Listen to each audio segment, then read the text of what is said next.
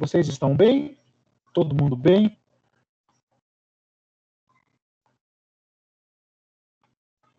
Miriam, tudo bem com você?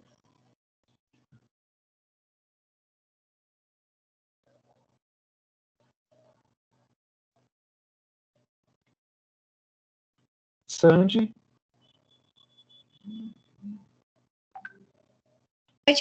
Boa noite, professor. Boa noite, Sandy. Tudo bem? Tudo bem, e você? Como está? Eu estou bem. Fico feliz. Então tá bom. Obrigado, Sandy. Tiago, tudo bem com você?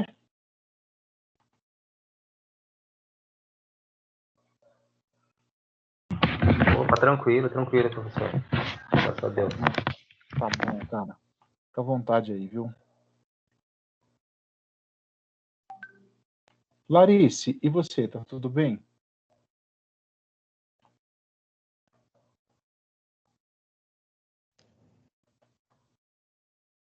Tudo ótimo, professor. Obrigada.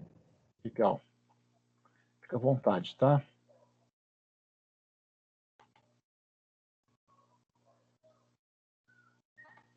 Bom. Natasha, mais uma vez, obrigado aí pelo seu empenho. É importante demais. Deixa eu... Hoje nós vamos trabalhar um conteúdo, discutir, conversar, viu? Sobre um conteúdo que está na unidade 1, na seção 2. E eu gostaria muito de contar com a sua participação, tá? Para que não seja um momento aqui, um encontro, um monólogo no qual só eu falo ou fico aqui expondo o conteúdo. Então vamos tentar fazer de uma forma que nós possamos conversar, dialogar a respeito de terapia familiar sistêmica. Nessa sessão 2 da unidade 1, está previsto que a gente faça, olha, teorias, a evolução das escolas teóricas que tratam da terapia familiar. E é isso que a gente vai fazer hoje. Tá bom? Quem foi que me perguntou sobre o material? Foi você, né, Tiago? Foi eu mesmo. Isso. Nós temos o livro didático, que é o livro que está disponível lá no ABA, é um excelente material. Então, se você quiser, aliás, eu até sugiro que você faça a leitura lá da unidade 1, seção 1, e da unidade 2, seção 2. Unidade 1, seção 1 foi o que nós conversamos na semana passada, e eu acredito que você deva lembrar. Se não lembra, vamos relembrar agora. Falamos sobre paradigma da ciência, do paradigma do pensamento, paradigma sistêmico, né? Falando do pensamento sistêmico. E lá na nossa referência básica, eu coloquei lá um livro do Michael Nichols, Terapia Familiar, Conceitos e Métodos. Coloquei um de Terapia Cognitivo-Comportamental para Casais e Famílias do Datilho, Frank Datilho, por conta da minha abordagem. E coloquei um manual de terapia familiar lá do Osório.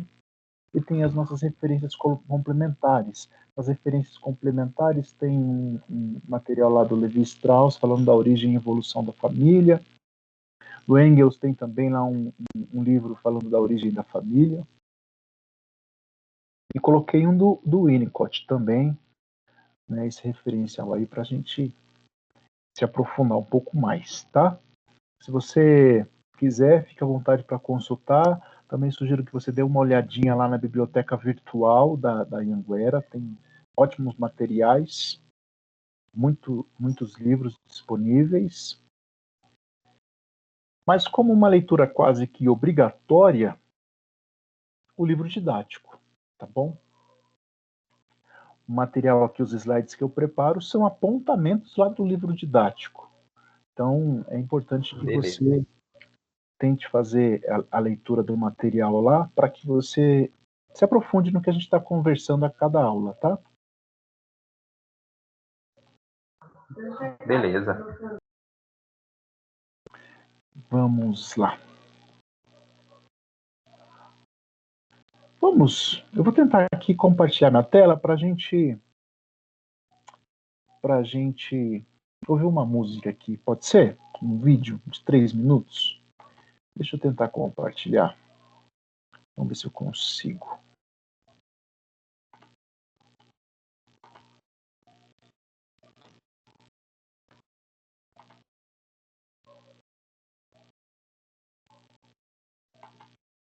Acho que vai dar.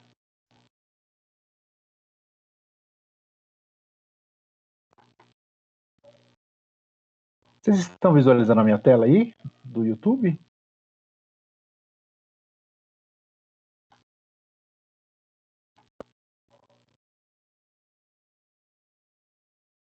Pessoal? Visualizam a minha tela? Sim, professor. Obrigado. Eu vou soltar uma música aqui de 3 minutos do Titãs. Se porventura travar, acontecer alguma coisa do tipo, me avisem, tá? Que aí eu tiro e passo o link para vocês.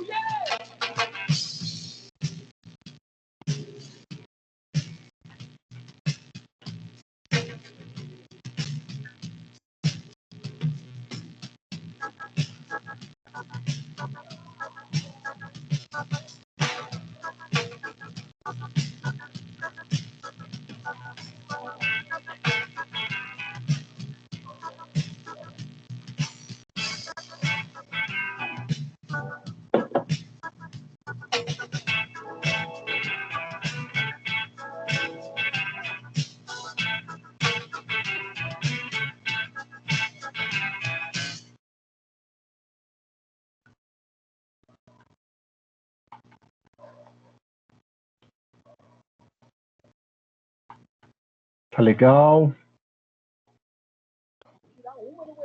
Opa. Aí.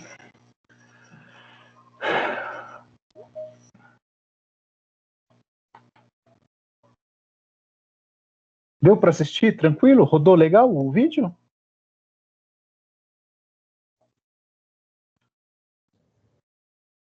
Professor, tem uma aluna querendo entrar, Amanda. Não está aparecendo aqui para mim não, viu, Larice?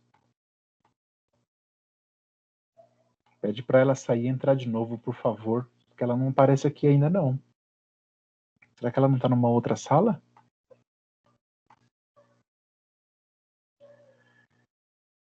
Gente, o vídeo rodou? Vocês ouviram? Assistiram?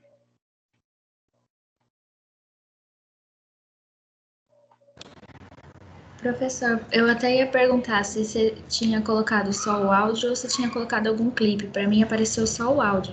Na verdade, só deu para escutar o áudio da música. Coloquei o vídeo mesmo, o clipe. Mas tá bom, se ouvir o áudio já tá bom. Alguém conseguiu ver o vídeo também? Não, professor, só o áudio mesmo. Tá bom, não tem problema. Se ouviram o áudio, tá ótimo. Só para a gente começar, iniciar a nossa aula aqui já pensando na família. Na semana passada nós falamos sobre o pensamento sistêmico, falamos sobre a diferença entre ser e estar, e a partir da utilização do pensamento sistêmico, nós vamos utilizar mais o verbo estar do que o verbo ser. Pegamos lá um exemplo e a gente falou, se João é violento com sua mulher, é diferente dizer que ele é violento, é diferente, há uma diferença entre dizer que ele é violento ou que ele está violento, porque nós vamos levar em consideração também os aprendizados anteriores, as vivências anteriores e os aprendizados que foram originados dessas vivências do João. E hoje a gente vai continuar conversando sobre terapia familiar sistêmica, e como eu disse, a gente vai ver a escala evolutiva da teoria para chegar onde nós estamos, né? Mas, pessoal, por favor, eu gostaria muito, muito de contar com sua participação. Tá bom? Por gentileza. Nós podemos ter uma queda de conexão, alguma coisa do tipo, então me sinalizem aí, me deem um feedback, tá? Por favor, de vez em quando, se tá vendo, se tá ouvindo, se não tá, se tá tudo certo, por gentileza.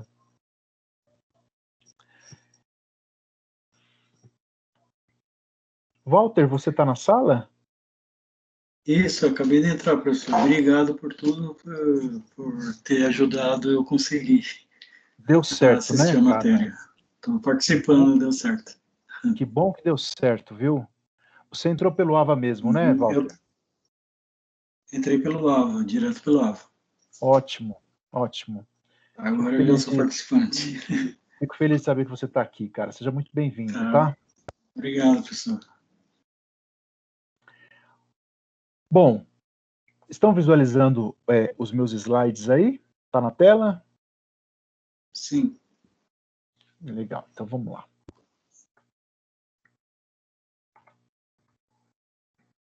Escolas de terapia familiar, do surgimento às escolas de primeira e segunda ordem. Esse conteúdo está lá na unidade 1, na seção 2 do AVA. Também tem uma web aula lá bem bacana no AVA, que você faz a web aula em alguns minutos e já te agrega bastante.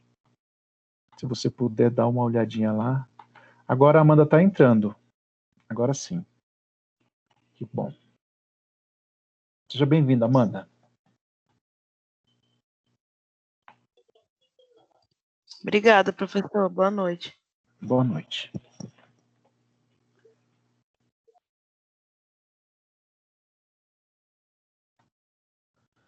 Bom, nós temos esse senhor aí, um antropólogo chamado Gregory Bateson, ou Bateson, né? Me perdoem a pronúncia.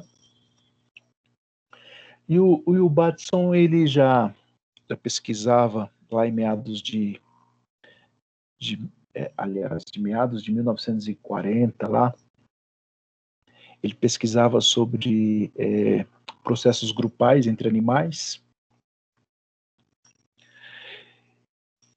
Até que próximo de 1905 ele começou a compor um grupo que estudava, foi convidado a compor esse grupo, e estudava a comunicação e a interação entre pacientes com diagnóstico de esquizofrenia e suas famílias. Isso aconteceu lá no estado da Califórnia, na cidade de Palo Alto. Esse grupo de estudo com pacientes com esquizofrenia e suas famílias era composto também por outros pesquisadores e pelo psiquiatra Don Jackson. Só para nós nos situarmos e já começarmos a perceber como que foi se desenvolvendo a teoria da terapia familiar sistêmica.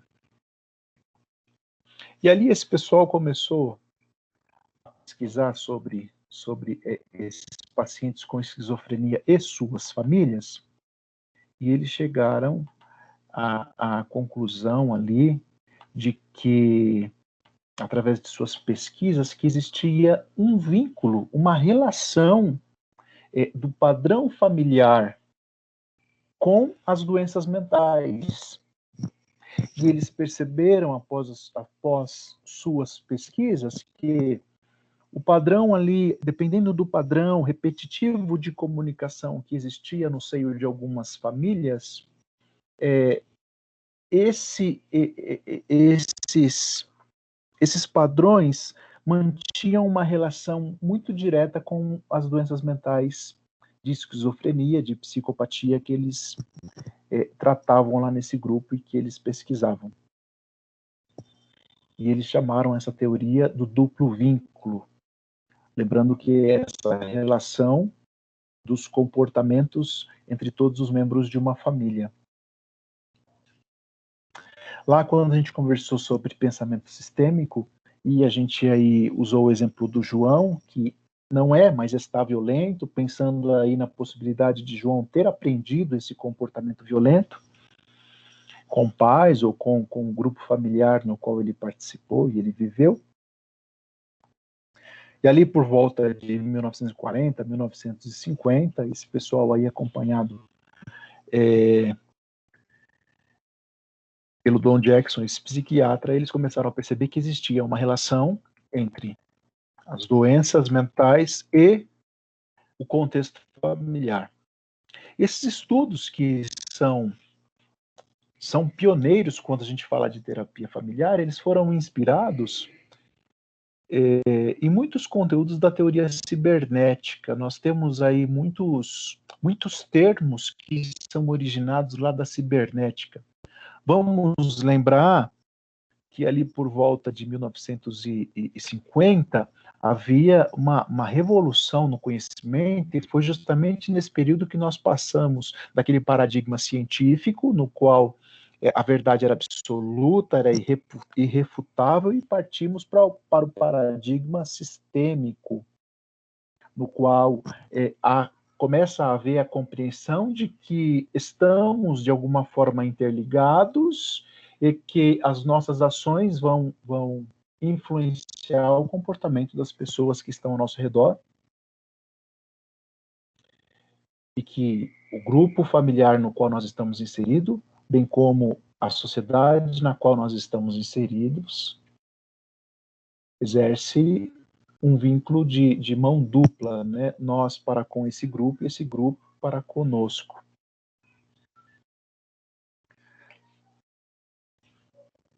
De modo que as pesquisas desse grupo lá em Palo Alto, no estado da Califórnia,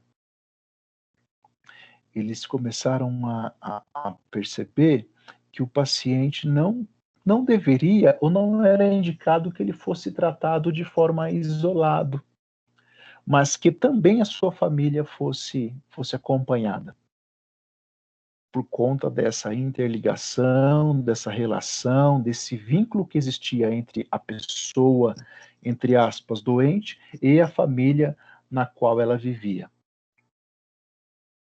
E nesse momento, a partir desse momento, vamos dizer assim, né, a patologia deixou de ser vista como sendo atributo de uma única pessoa. Fulano está doente, fulano é esquizofrênico, fulano é psicótico, e ela passou a ser concebida ou compreendida de uma forma mais relacional com os membros de sua família. Então, começamos a ter aí a ideia de uma família patogênica. E a gente tem esse termo que está aqui nesse slide, esquizofrenogênica, se remetendo a um funcionamento, a um padrão comunicativo dentro de uma família, sendo este esquizofrênico.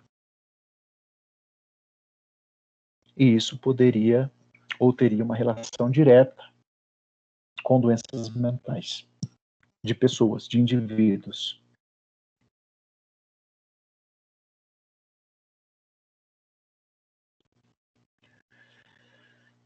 Somente para nós nos situarmos, né, continuarmos nos situando aqui na teoria da terapia familiar sistêmica, a gente está falando aí década de 1940, 1950, mas antes disso, ali por volta da década de 1930, a gente tem o Moreno, Jacob Moreno, que foi o criador do psicodrama, que já trabalhava, olha só, antes desses pioneiros da teoria da terapia familiar, Moreno já trabalhava com o sociodrama familiar. Mas não com a concepção, ou não com o engajamento, ou com o arcabouço teórico que esse pessoal começou a formular a partir de 1950. O Khalil, esse autor, em 1987, ele afirma que o Batson, né, o antropólogo, e o Jackson, Don Jackson, o psiquiatra, eles foram os primeiros a desenvolver conceitos sistêmicos. Lembrando que a palavra sistêmica nos remete a essa interligação, a esse sistema complexo que existe entre os membros de uma família. Então, o Khalil afirma que esses dois caras lá e o grupo que pesquisava esses pacientes esquizofrênicos e suas famílias lá na cidade de Palo Alto, no estado da Califórnia, foram os pioneiros a desenvolver essa teoria mais voltada para o tratamento, para a terapia familiar.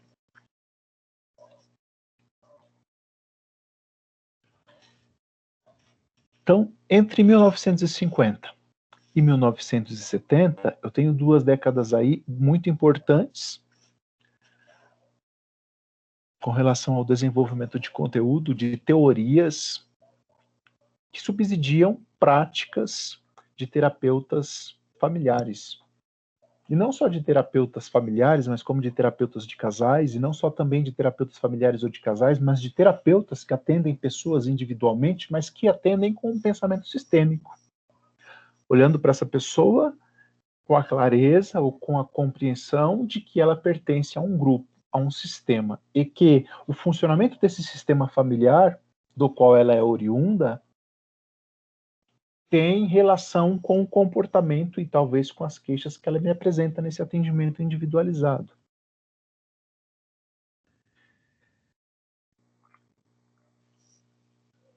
E nesse período, que a gente estamos tratando aqui como sendo o período inicial, ou pelo menos mais proeminente, da teorização do pensamento sistêmico aplicado à terapia familiar, nós temos algumas raízes teóricas sobre o papel do terapeuta que nós vamos compartilhar. E eu gostaria que você ficasse bastante atento para que a gente conversasse sobre isso. Só lembrando, né, isso aqui foi um conteúdo lá da nossa aula passada, o paradigma sistêmico, início na segunda metade do século XX, por volta de 1950, e permanece até hoje. A verdade não é mais absoluta.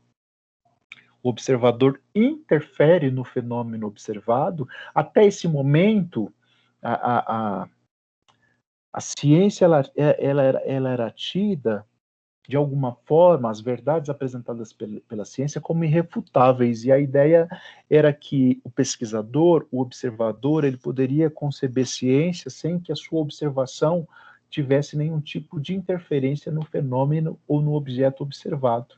A partir desse momento do paradigma sistêmico, a gente começa a conceber que o observador interfere no fenômeno observado. A partir desse momento, o conhecimento ele é construído numa relação social, nessa relação dialógica, interligada entre esses grupos que se comunicam o tempo todo de alguma forma. Conhecer é buscar significados construídos, e que esse método ele é dialógico, conversacional e reflexivo, que pode ser refutado, que pode ser dialogado, que pode ser objeto de reflexão. Ainda nesse momento, ainda nesse período, quando eu digo ainda, eu estou aqui tratando, abordando com vocês a década de 1950. O terapeuta ele era entendido como um observador externo ao sistema. Qual sistema? O sistema familiar. A tarefa do terapeuta era detectar padrões disfuncionais. Ele olhava para uma família ou para uma pessoa e ele detectava algum tipo de padrão disfuncional a partir de suas queixas. E ele tinha o papel, a função de prescrever modificações nessas interações ou nesses padrões hierárquicos e organizacionais dentro da família.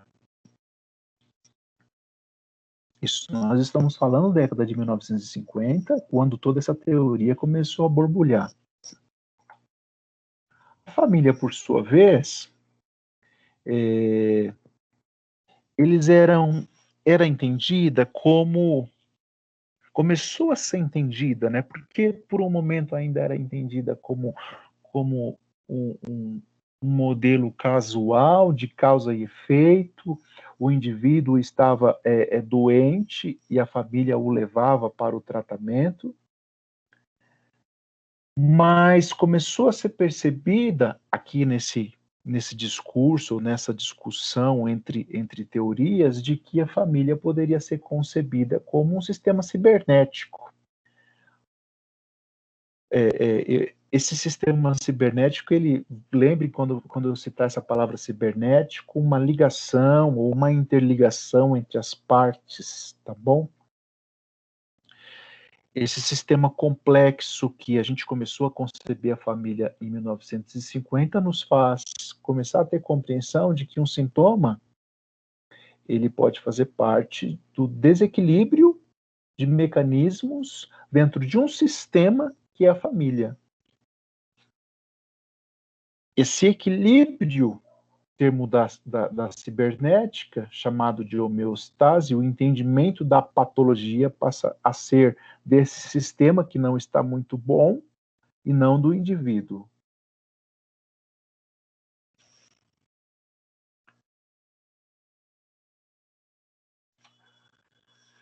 Tudo bem, gente? Estão por aí? Certo?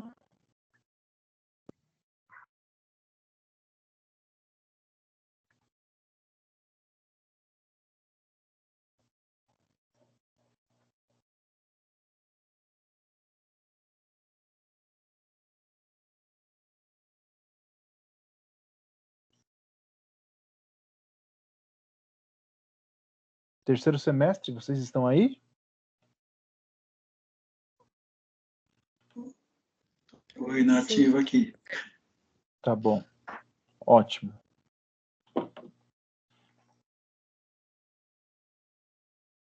Lembram dele? Do nome dele?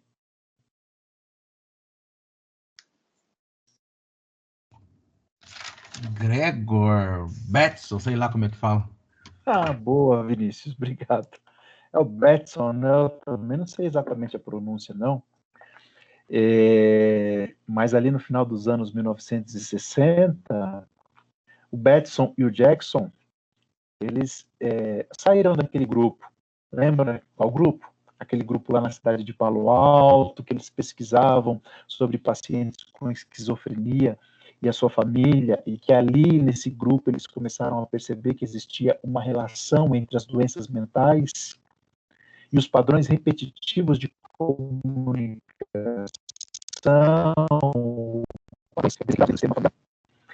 No final de 1960, o Bateson e o Jackson, eles se separam do grupo.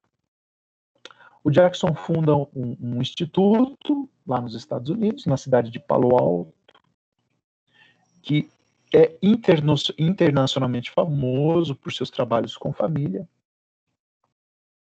E o Bateson, ele continua suas pesquisas e as suas teorias com relação ao funcionamento desse grupo chamado família.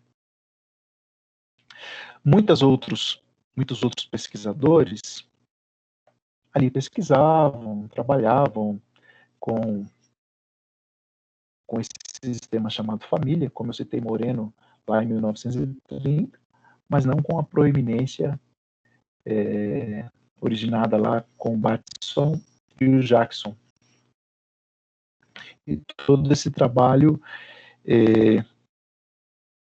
originou esse arcabouço teórico, ou pelo menos a maior parte do arcabouço teórico, para nós falarmos de terapia familiar sistêmica. E a gente vai falar de 4 escolas teóricas, né? No livro você encontra lá de primeira ordem e de segunda ordem. Primeira ordem e segunda ordem. Eu gostaria de compartilhar, dialogar com vocês sobre as 4 escolas teóricas que começaram a borbulhar nesse período. A primeira delas é a terapia familiar estratégica. Estratégica. Aquilo que é vivido como problema pela família passa a ser visto agora pelo terapeuta como resultado de algum tipo de disfuncionalidade na sequência de ações que acontecem ou que se dão entre os componentes da família. Aquilo que é visto como um problema pela família em um indivíduo passa a ser visto agora em um problema que tem relação com o entrelaçamento do que acontece entre os componentes dessa família. Em geral, como que acontecia as intervenções? Uma dupla de terapeutas na sala com a família e outros terapeutas que compunham essa equipe nessa proposta terapêutica acompanhavam o trabalho que era desenvolvido atrás de um espelho unidirecional. Um espelho unidirecional é um espelho que você só vê de um lado para o outro, né? Para quem conhece a nossa clínica da faculdade, os espelhos lá são unidirecionais. Quem está do lado de cá não vê quem está do lado de lá.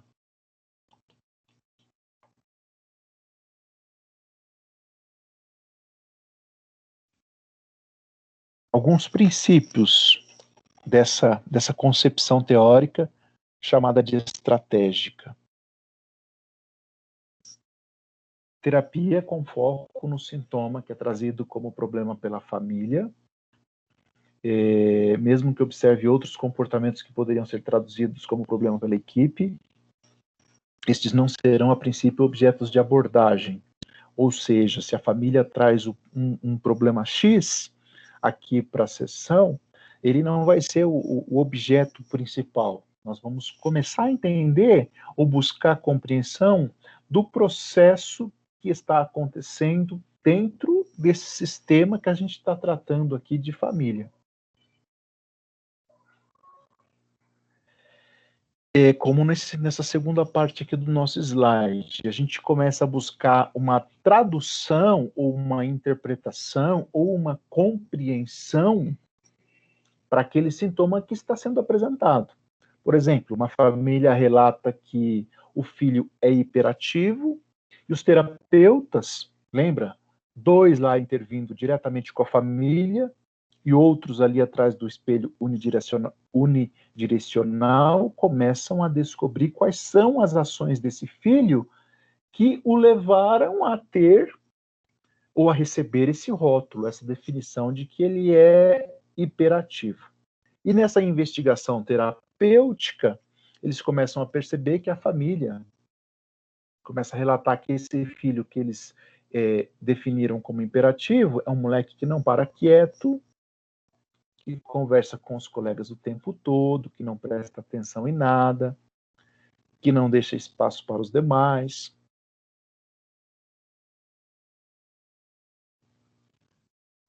Percebem que a investigação dos terapeutas aqui é detectar o problema, não como sendo o objeto principal a fala da família, mas sim a investigação de como se dá o processo e a compreensão do que eles apresentam como um sintoma, como uma demanda, pensando que esse sintoma, e lembrando que esse sintoma está diretamente relacionado ao processo que ocorre dentro desse sistema.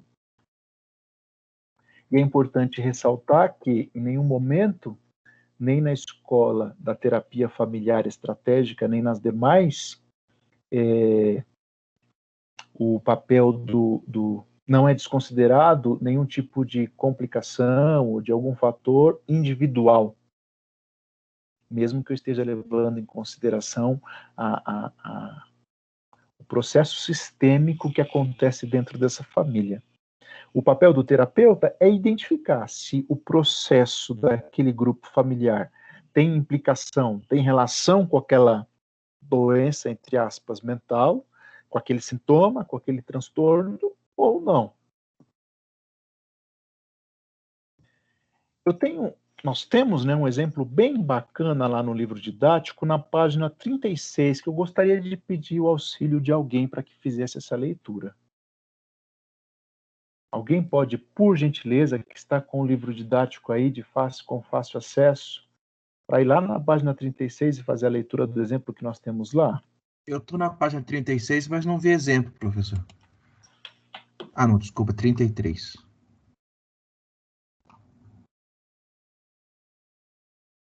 Nossa, é grande. Guilherme tem 10 anos e chega em casa com um bilhete de advertência escrito por um professor.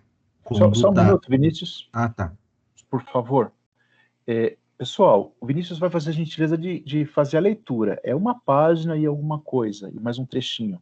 Eu peço que você preste bastante atenção na situação problema que está sendo relatada, tá bom? Que o Vinícius vai fazer a leitura. Por gentileza. Vinícius, obrigado. Desculpa interrompê-lo. Guilherme tem 10 anos e chega em casa com um bilhete de advertência escrito por um professor, conduta A. Os pais logo proíbem de acessar a internet naquele dia, conduta B. Acreditando que a conduta B vai restaurar o equilíbrio, homeostase, da vida familiar. Não percebe que a conduta A os levou a uma ação que, em vez de restaurar o equilíbrio, aumentou a tensão e ampliou o desvio em relação ao ponto de equilíbrio.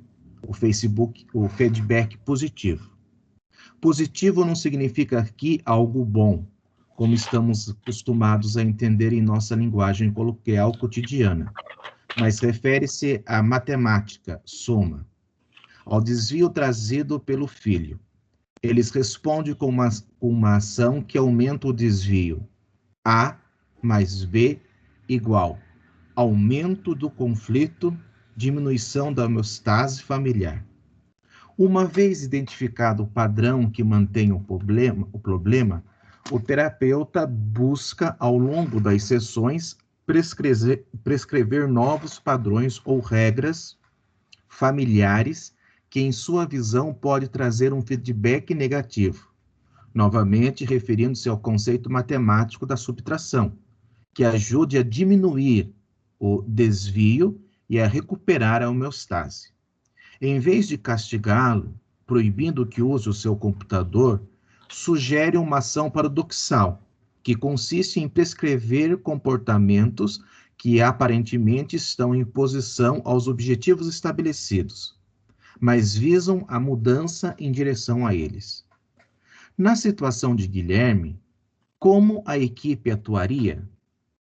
A equipe teria percebido que quem sempre tomava a iniciativa de punir a criança era a mãe, sendo que o pai não se manifestava ou muitas vezes aumentava o castigo? Neste momento, a mãe intervinha achando a punição exagerada, diminuindo-a e desqualificando sem perceber a interação pai e filho. Uma possível prescrição paradoxal seria sugerir que o pai devesse conversar antes com a mãe para que construísse um acordo e apresentavam a seguinte prescrição: da próxima vez em que algo semelhante acontecesse, e se os professores mandassem um bilhete para os pais, a mãe não deveria se manifestar, e o pai convidaria o filho para sair, tomar um lanche e ter uma conversa sobre o assunto em comum ou de preferência do filho. Futebol, videogames, paqueras. Desde que os temas não envolvessem o que está acontecendo na escola. Poderia ser que o filho, em algum momento, relatasse que achava que a escola estava desinteressante, muito fácil. Ele resolvia logo as tarefas, não tinha o que fazer e ficava conversando. O pai continuaria abordando outros assuntos. Por sua vez, seria solicitado aos professores que, quando percebesse que o garoto estava conversando, ao invés de repreendê-lo, convidasse-nos para ser um monitor da turma, ajudando os colegas com mais dificuldades, o que era uma tarefa mais difícil e desafiadora. O filho, acostumado a ser repreendido pelos professores, castigados em casa, e ver os pais se desentenderem por sua causa, aos poucos poderia mudar seu comportamento. Ótimo. Muito obrigado, Vinícius. Eu acredito que você deva ter ouvido. Perceberam o nível ou o ponto de intervenção dos terapeutas? Alguém poderia comentar algo?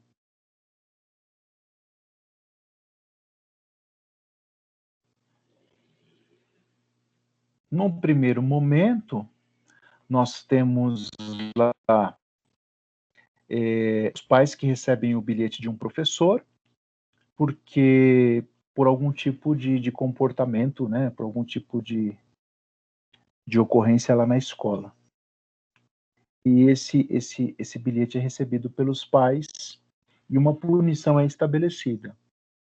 Ô, professor. Sim? Ô, Walter.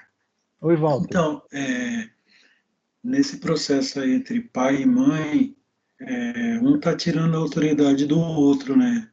No caso, a criança está vendo isso daí acontecer. Sempre um policia, o outro vai e diminui. Um vai e é o que eu estou vendo nesse caso, né? Não sei se eu estou certo nisso. Walter, você tá certo sim. Porém, eu gostaria de convidar você, o Vinícius, que gentilmente leu, e todos nós, para pensar junto comigo aqui, em qual foi o foco de intervenção, a detecção do problema aqui nessa família, ou nesse exemplo. Conseguem pensar comigo? Professor? Sim? Tá me escutando? Tô sim. O que eu achei interessante desse exemplo foi que a intervenção do terapeuta fez com que o próprio filho pensasse sobre o problema. Tipo, o filho, quando saiu com o pai tocando em outros assuntos, o próprio filho falou, eu acho que ele deve ter pensado, poxa, mas meu pai não vai me repreender, ou algo do tipo, fez com que ele refletisse, não precisasse o pai chegar a brigar com o filho, né? Ele mesmo cair em si. Eu não sei se o meu raciocínio está certo, mas dá a entender isso, que o terapeuta quer que o filho mesmo veja as atitudes dele e pense, né? Não sei. Isso. Sandy, eu só gostaria de fazer uma correção na sua fala, se você me permite, tá bom? Claro. Não se preocupe com o negócio de certo ou errado, tá? Não há certo ou errado. Há pontos de vista aqui que todos são importantes e muito bem-vindos para a nossa discussão, tá? Obrigado por sua participação, excelente. Imagina, obrigada. A ideia na terapia familiar estratégica, gente, eu gostaria que você percebesse isso através desse exemplo e depois eu te convido a fazer uma nova leitura,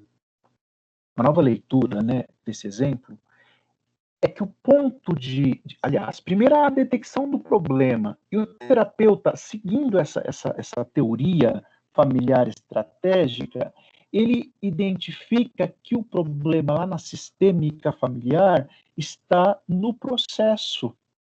Por isso o nome de estratégico. Os processos ali de punição, de a partir desse bilhete já se estabelecer uma proposta punitiva, acaba gerando outros comportamentos no garoto, o que ele vai chamar, em termos lá da cibernética, um desequilíbrio na homeostase, né? Que a homeostase é essa ideia de equilíbrio, e feedbacks positivos, porque ao invés de você estar buscando equilíbrio nesse processo, você está dando feedbacks positivos, positivos não no sentido de um senso que a gente tem aí numa conversa diária, mas com essa ideia da cibernética, né? Você está ali dando um feedback positivo, que é essa punição, que é essa repreensão por conta do bilhete recebido, e esse processo vai causar ainda mais desequilíbrio. Se havia um desequilíbrio, esse processo, essa repreensão, essa punição vai causar ainda mais desequilíbrio. De modo que o terapeuta, subsidiado por uma teoria familiar estratégica, ele identifica essa problemática e ele fala, opa, vamos mudar a estratégia para que a gente possa melhorar o processo de funcionamento desse sistema. Qual o sistema dessa família? Então, a indicação de doenças, também da punição, da repreensão, haja uma conversa sobre outros assuntos, sobre outros temas, para que possa favorecer até um processo ali de reflexão sobre o que o João fez. Então, veja, ele detectou o problema, e o problema detectado aqui está sendo originado por conta do processo, então ele tem uma intervenção estratégica para que esse processo seja melhorado e esse sistema familiar funcione, eu vou usar esse termo, oriundo da cibernética, funcione de forma mais harmoniosa. Tudo bem? Faz sentido? Está um pouco obscuro? O que vocês acham?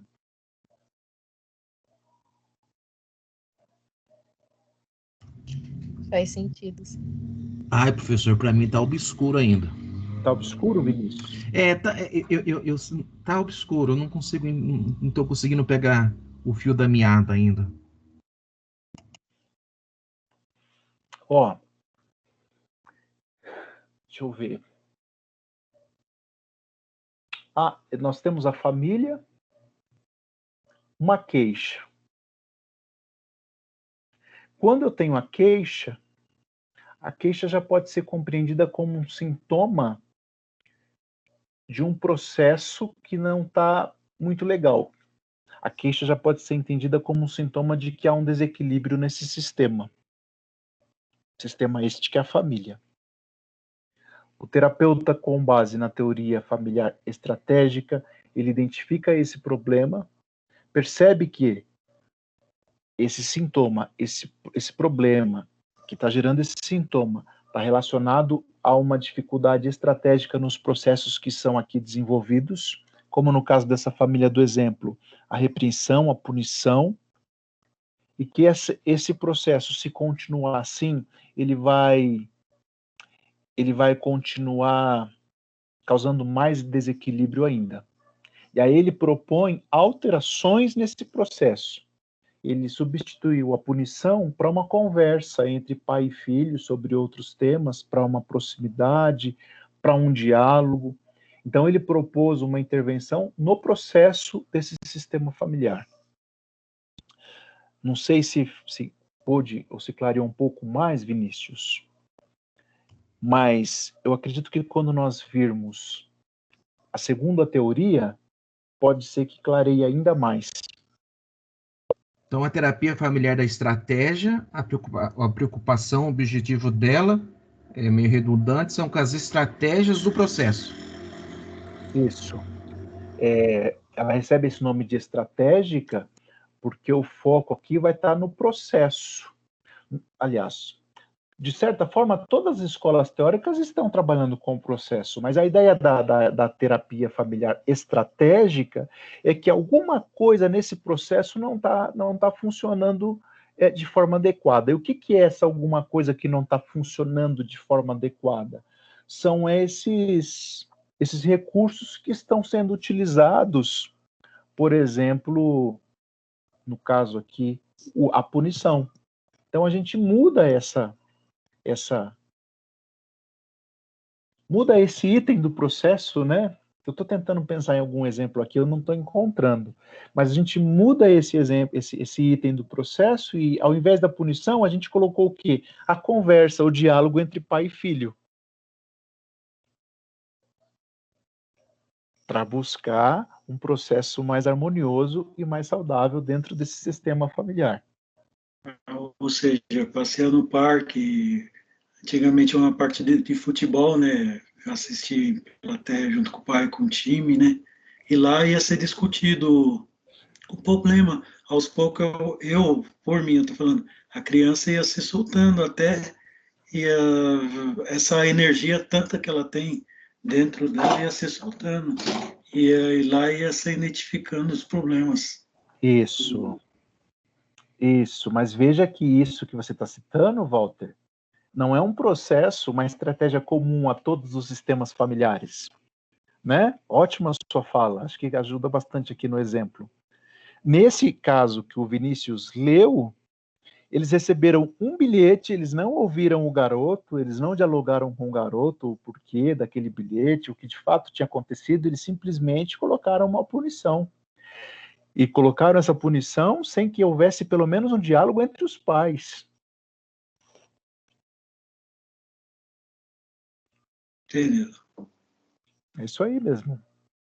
E cada família vai ter o seu processo de funcionamento.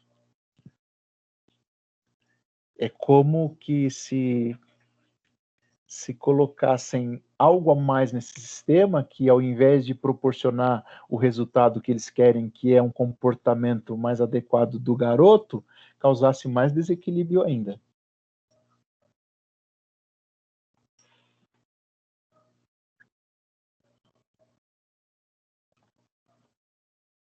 Bom, algumas contribuições, né?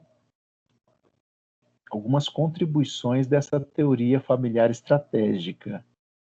Uma família tinha um modo paradoxal de funcionar, duplo vínculo. O que é esse duplo vínculo? Esse modo paradoxal. Puxa, o garoto apresenta um comportamento que eles definem como reprovável, e eles têm uma atitude, uma resposta que, pensando que esse comportamento que era reprovável por eles vai ser solucionado, acaba piorando ainda mais. Porque a partir dessas repreensões e dessas punições, pode ser que o João, vai lá, quer saber, eu sou reprovado pelo professor, eu sou reprovado pela minha família, ao invés de a gente alcançar um equilíbrio harmonioso nessa família, a gente tem mais desequilíbrio ainda. Então, essa concepção evidencia e altera este padrão, muitas vezes os sintomas e os problemas podem desaparecer. A causa da suposta patologia não estava mais centrada em apenas um membro da família, né, como a gente tem conversado, mas sim nas interações e nas comunicações que podem ser disfuncionais, que podem ser contraditórias. E a função do terapeuta, com base aqui nessa concepção teórica, é identificar em qual ponto, ou quais são os pontos nesse processo que não está muito legal, que não está funcionando muito bem.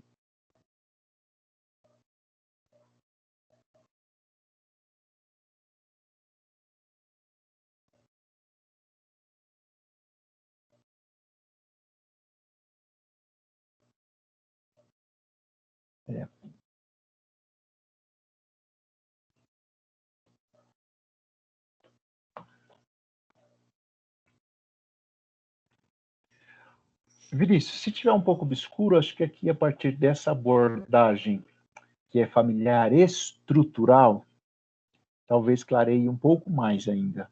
Ou pelo menos clareie um pouco mais, né?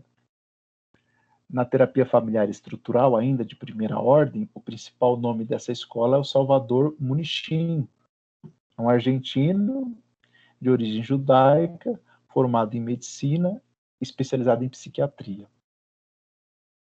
E o Munichim, ele trabalhou por muito tempo com crianças que perderam os seus pais durante a Guerra Mundial.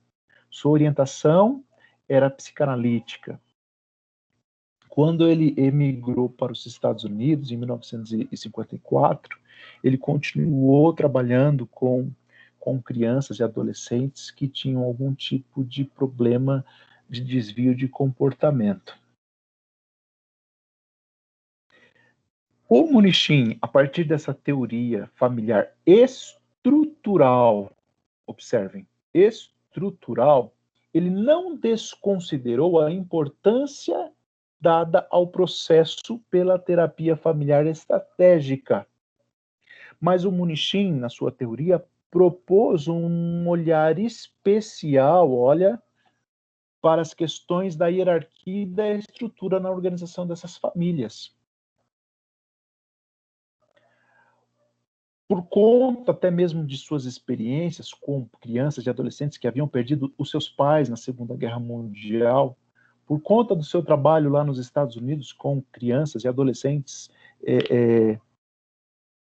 que estavam delinquindo, cometendo crimes, e ele percebeu que dentro desse sistema familiar, uma figura de autoridade que proporcionasse hierarquia, estabelecimento de limites e de regras, era importante para o funcionamento sistêmico desse grupo familiar.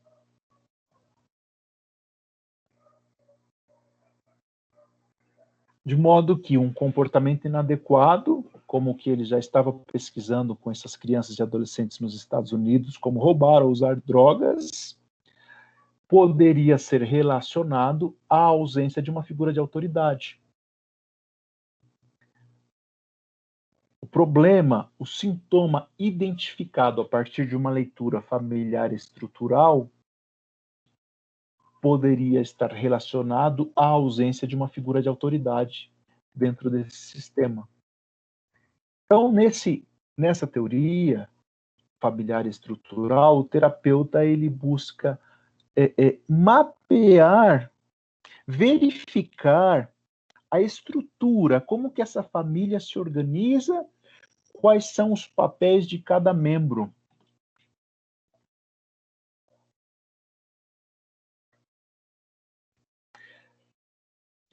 Uma pausa. Deu para perceber um pouquinho a diferença entre a terapia familiar estratégica e a terapia familiar estrutural? Sim? Não? Como que tá? Para mim deu. Vinícius, e você, como que tá? Professor, Sim?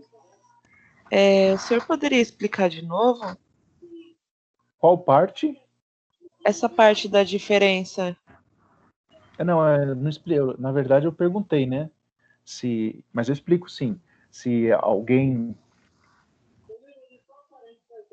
de você, mais alguém tem dúvida ou percebeu a diferença entre a terapia familiar estratégica e a terapia familiar estrutural. Tá. Professor, eu ainda não consigo fazer a diferença, porque eu sou um aluno ainda das antigas. O senhor fala, eu tenho que escrever. Só depois que eu escrevo, meu processo de aprender é assim. Só depois que eu escrevo é que eu consigo pensar, entendeu? Então eu tô aqui pensando ainda com o senhor. Mas estou Claro, tentando fazer a diferença da terapia familiar, da estratégica e da estrutural, mas ainda não consigo. Ótimo, não tem problema não. Faz parte do nosso processo professor, sobre... Sim. O exemplo do Guilherme, usando essa terapia, qual seria o papel da criança, no caso? Essa família? Qual terapia? Essa terapia estrutural, que o terapeuta tem que identificar o papel de cada membro. Como é que o terapeuta ajuda essa criança nessa família? Boa pergunta. E eu vou responder a primeira, né, que foi feita, mas a sua já dá para a gente pensar agora.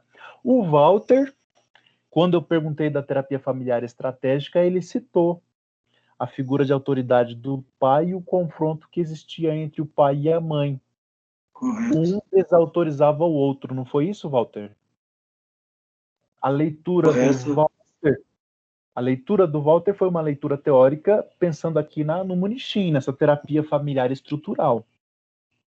E citando, não cortando um pouco a colega, ajudando a turma também, que eu vejo aqui nessa, né, é uma desordem, porque os filhos perderam os seus pais devido ao conflito de guerra e foi criando essas desordens na mente deles. Isso porque eles não tinham uma referência. Não precisa ser uma referência homem ou mulher, paterna, uma referência para guiar eles em uma direção. Tá? E por isso que ocorre essa situação com eles.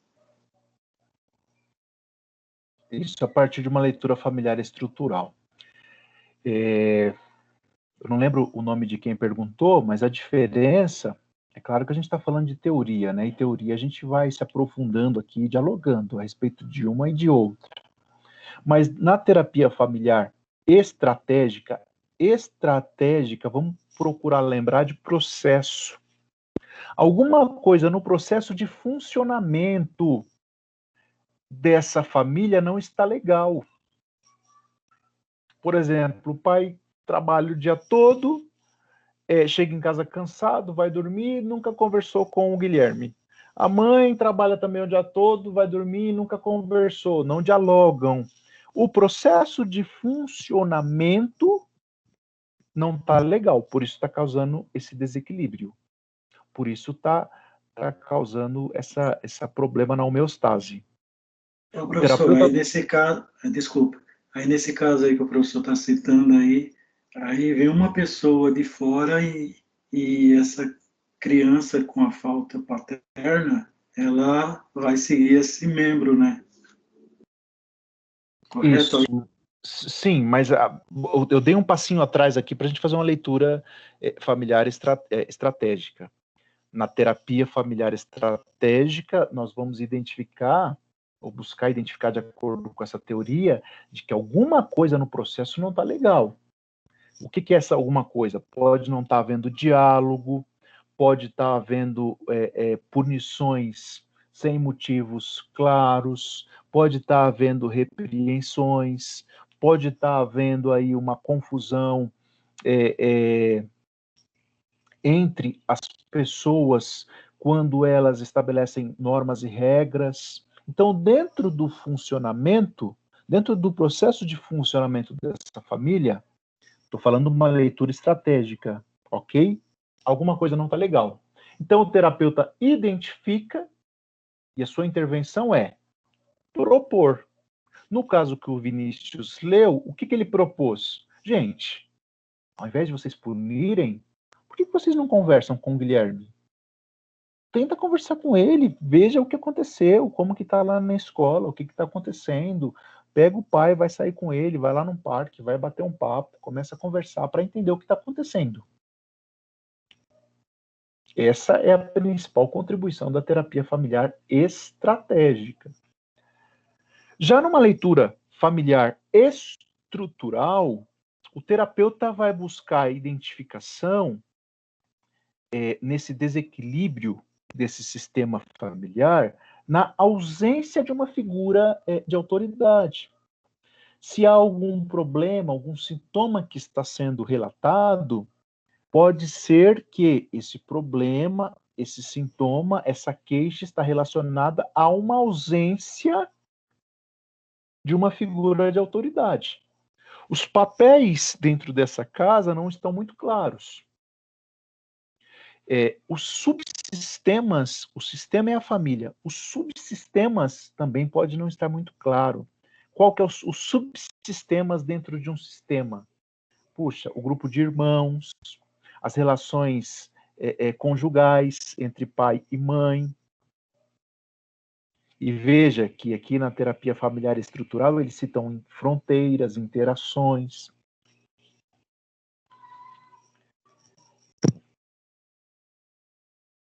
Aí eles seguem alguns princípios, né? Para a intervenção do terapeuta seguindo essa linha teórica estrutural. Primeiro passo é identificar e tipificar as fronteiras entre subsistemas. Quais subsistemas? Filhos, pais. Ou outros grupos, outros subsistemas que existam dentro dessa família. Estão existentes essas fronteiras? Estão inexistentes? São definidas? São permeáveis? Não são? Quando a gente fala dessa definição de papéis e de fronteiras, gente, se eu tentar exemplificar aqui, por exemplo, os filhos dentro dessa família chegam em casa, pedem comida para a mãe fala que não fez, o filho grita com a mãe, fala para a mãe calar a boca e fala que ela não presta para nada. Percebam? Nesse exemplo esdrúxulo que eu estou tentando dar, veja que há um rompimento na fronteira. Não existe uma linha, não existe um limite, uma regra. Então, essa fronteira entre pais e filhos está quebrada, é inexistente. A intervenção terapêutica familiar estrutural já é identificar e mapear isso. Quando ele reorganiza essa localização durante as sessões, ele pode proporcionar uma experiência que vai perturbar um pouquinho a estrutura dessa família. Mas é isso que ele vai tentar fazer. Esse rearranjo estrutural dentro desse sistema que é a família. O terceiro passo é redefinir as regras de funcionamento dentro desse poder, dentro desse sistema familiar. E o quarto passo é fortalecer o subsistema conjugal. Muitas vezes o próprio pai e mãe não há entendimento, as fronteiras estão rompidas, não há regras estabelecidas entre eles, não há respeito mútuo. Logo, esse subsistema entre pai e mãe vai influenciar no funcionamento do subsistema filhos. Me perdoem se a teoria fica um pouco obscura, tá, gente? Professor, Sim, desculpa. claro. Então, assim, a terapia familiar estrutural é como se o pai e a mãe, eles não tivessem fazendo o papel deles dentro da família, dentro da residência. Então, tipo, eles estão lá, mas o papel deles, eles não estão exercendo. Seria isso? Isso é um bom exemplo.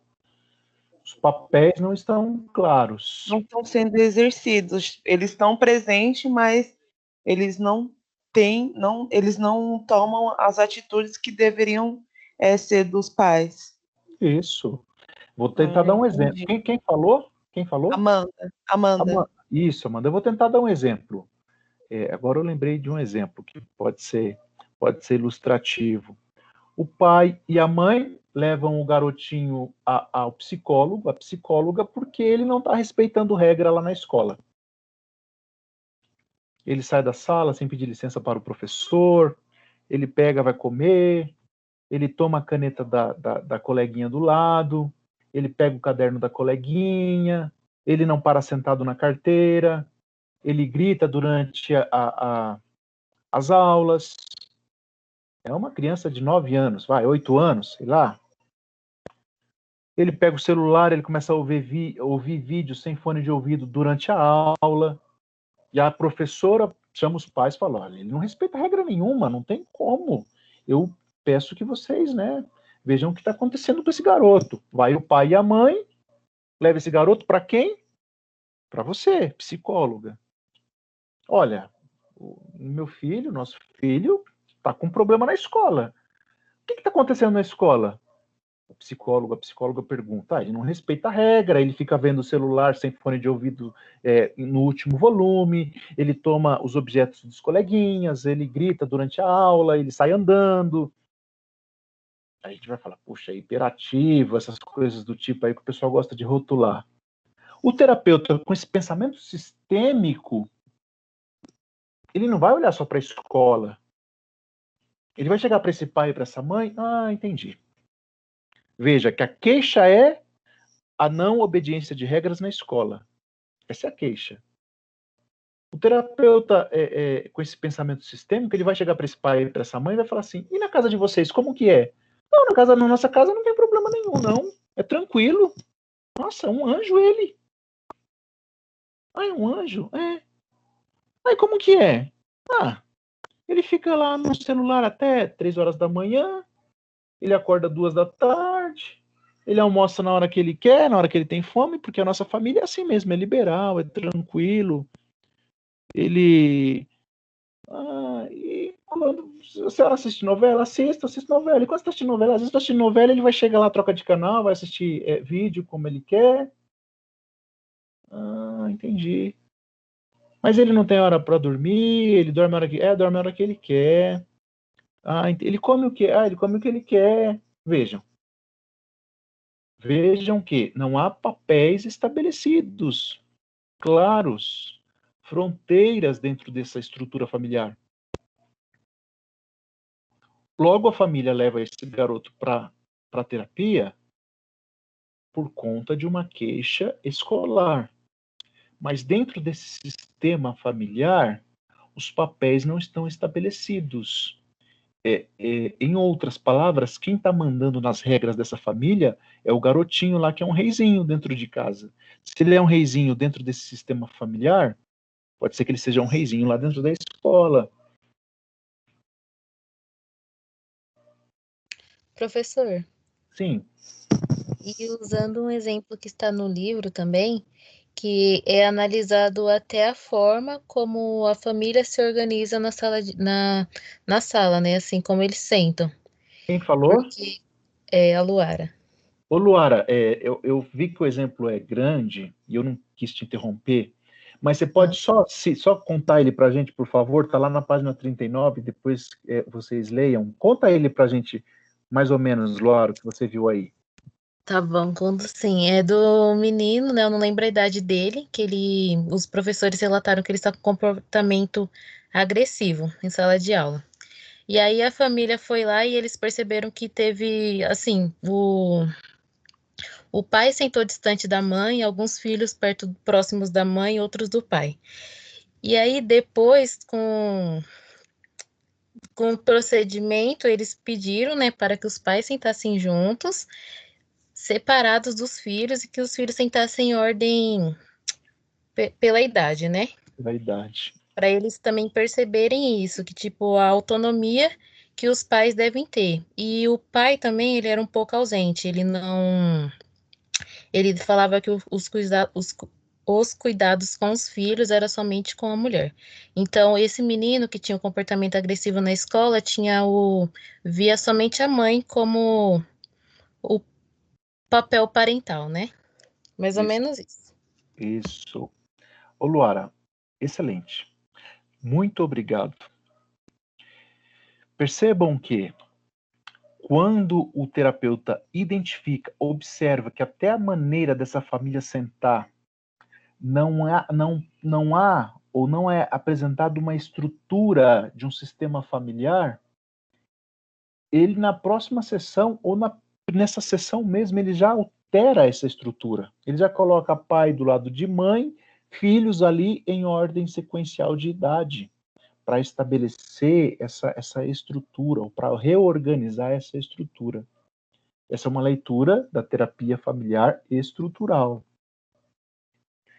E quando a gente fala em figuras de autoridade, estabelecer figuras de autoridade, nós não estamos falando de autoritarismo, de submissão, de imposição. Nós estamos falando de papéis dentro de um sistema familiar.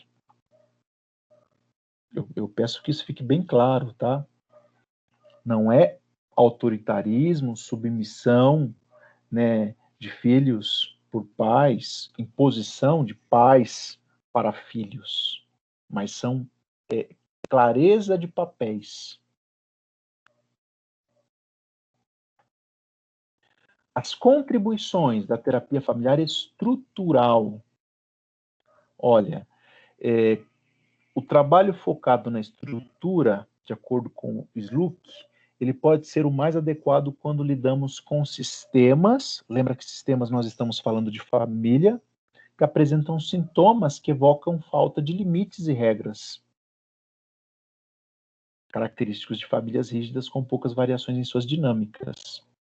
Se o terapeuta familiar ele identifica que naquela família, naquele sistema, há ausência de regras, de limites, os papéis não estão claros, não há fronteiras entre os subsistemas. Opa, vamos reorganizar isso aqui? Vamos reorganizar essa estrutura? Em contrapartida, ou diferenciando da terapia familiar estratégica, o terapeuta identifica que há um problema no funcionamento. Não é uma questão de figura de autoridade ou de estrutura, é o funcionamento do processo daquele sistema. Tudo bem? Tudo bem, sim, professor. Sim, mais ou menos, tranquilo? Tranquilo. Legal, né? Eu acho legal. Eu acho bacana a gente estudar isso aqui. Vinícius, tá anotando aí, fazendo suas anotações, cara? Eu acho que agora eu estou começando a compreender. A Ótimo. terapia familiar estratégica, de primeira ordem, ela se preocupa aí com o processo de funcionamento, né?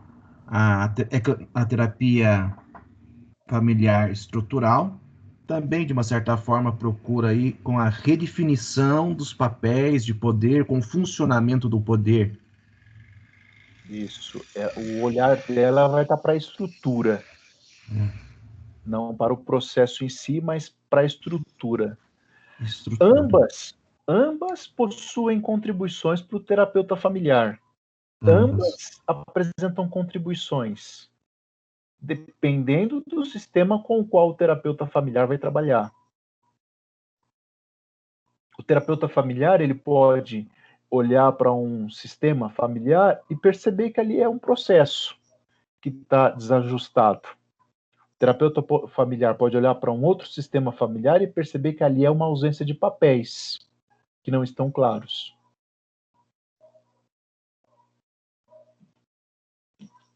E essa familiar estrutural também é de primeira ordem, tá?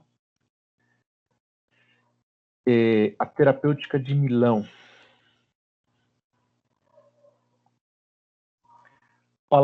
Palazzoli é considerada a principal representante deste grupo. Em 1967, a fundação do Centro para o Estudo da Família, que partiram dos pressupostos da escola estratégica, lá da primeira, antes da estrutural. Lembra que a escola estratégica foca no processo, né? Em como as coisas estão acontecendo dentro dessa família.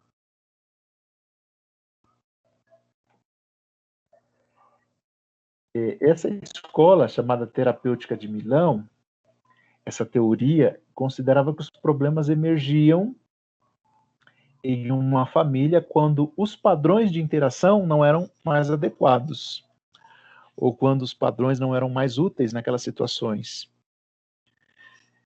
Quando a gente lê homeostase, a gente está pensando em equilíbrio, dada a tendência ao equilíbrio, à homeostase, os problemas surgem quando as regras governam o sistema, que governam o sistema são tão rígidas que possibilitam modelos de interação repetitivos.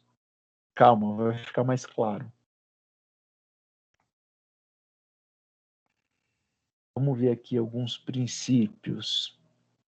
Eles também trabalharam com pacientes com esquizofrenia e eles descobriram que havia um padrão de interação que eles se inspiraram lá naquele grupo, lembra do Batson, do Don Jackson, que eles trabalharam com pacientes esquizofrênicos e perceberam que existia uma relação da doença mental com o funcionamento familiar? Eles perceberam que a gênese do problema desses pacientes ou dessas pessoas com sintomas estava relacionado a um funcionamento há um processo no sistema familiar desajustado. Eu esqueci de mencionar, mas as duas outras anteriores também eram terapias breves, 5, 6 sessões.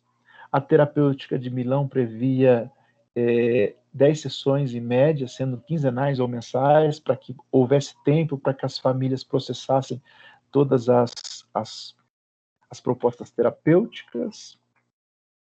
Também existia aqui o trabalho de terapeutas como equipe, de preferência um terapeuta homem e um terapeuta mulher, que atendiam a família ao mesmo tempo. Existia também a possibilidade de um grupo que observasse, um grupo de terapeutas, que observasse atrás de um espelho unidirecional. Depois da sessão, os terapeutas saíam da sala e discutiam com o restante da equipe, levantavam hipóteses a respeito do funcionamento daquela família, e depois eles retornavam para a terapia, ali para a sala de terapia, e comunicavam à família quais foram as ideias e transmitiam as prescrições que deveriam ser seguidas. Não havia a concepção ou a ideia de sintomas como patologias isoladas. Sempre era considerado que esse sintoma existia ou tinha relação com o funcionamento sistêmico familiar. Um exemplo lá na página 42, que é um exemplo extenso. Se alguém leu aí, quiser compartilhar alguma coisa, mas não precisa ler ele na íntegra, porque ele é extenso, mas eu sugiro que você leia depois. Eu não sei se você teve a impressão, mas essa escola chamada Terapêutica de Milão, ela é muito parecida com a primeira, com a Terapêutica Familiar Estratégica. O que as diferencia é que se a familiar estratégica observava e identificava que havia um problema, um desajuste no processo, no funcionamento daquele sistema, a terapêutica de Milão identificava e percebia que existia um problema, um desajuste no processo, mas por conta de padrões muito rígidos. Por exemplo, normas, padrões, regras muito rígidas e intransigentes. Sei lá, vamos pensar no exemplo. Todos os dias a família toda tem que almoçar meio-dia. Não pode ser meio-dia e 1, nem 11h59. Todo dia, meio-dia, temos que almoçar. E o jantar é 19 horas. Se você chegar aqui 19h01, você não almoça mais ou não janta mais. Então, percebe, na terapêutica de Milão, eles identificaram que padrões muito rígidos, e muitas vezes esses padrões eram passados de sistemas anteriores. Por exemplo, o pai trazia padrões muito rígidos lá de sua família. A mãe trazia padrões muito rígidos lá de sua família. E esses padrões muito rígidos eram repetidos aqui nesse sistema familiar. De modo que essas patologias, essas queixas, esses sintomas, eles ocorriam por conta de uma falha no processo, mas pela presença de padrões muito repetitivos e rígidos de regras e normas. Temos o exemplo lá que eu peço que você leia. Quais são as contribuições dessa terapêutica de Milão? É que a gente começou, nós temos como contribuição de que esses padrões, eles podem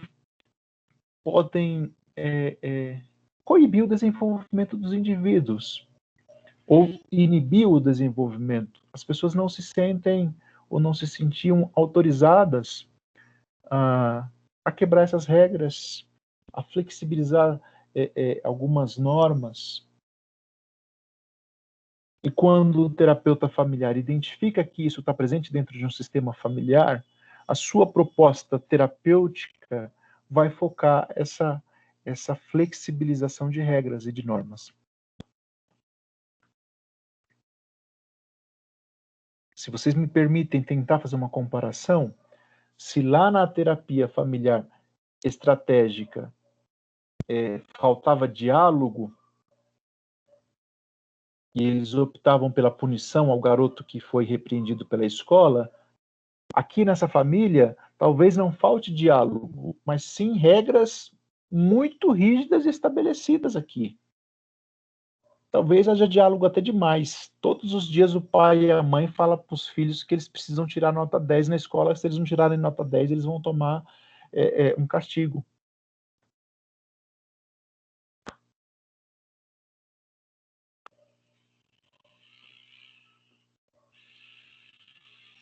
Faz sentido?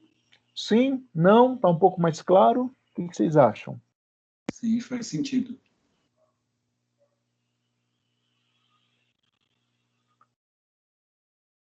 E aí, gente? Perguntas até aqui? Ô, professor, essa terapia de Milão, não sei se é uma gafe, eu vou falar, ela pode ser utilizada em algumas empresas também, né?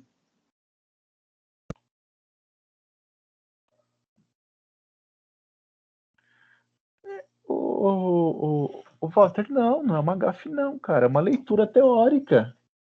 É porque eu estou querendo dizer assim que tem empresas muito rígidas, que tem que seguir um padrão, né? E o colaborador tem que se enquadrar naquela célula. Se ele não se enquadrar naquela célula, ele não está apto a entrar.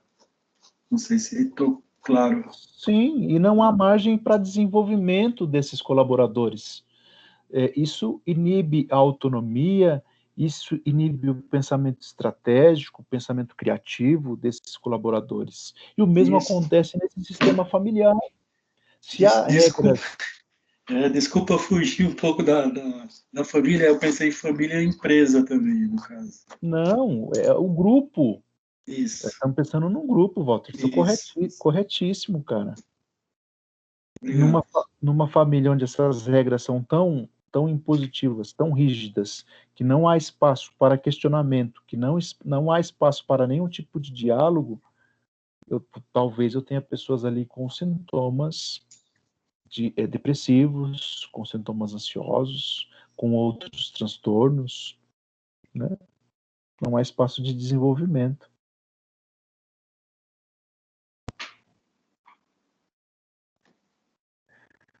Perguntas, povo, até aqui? O que vocês acham?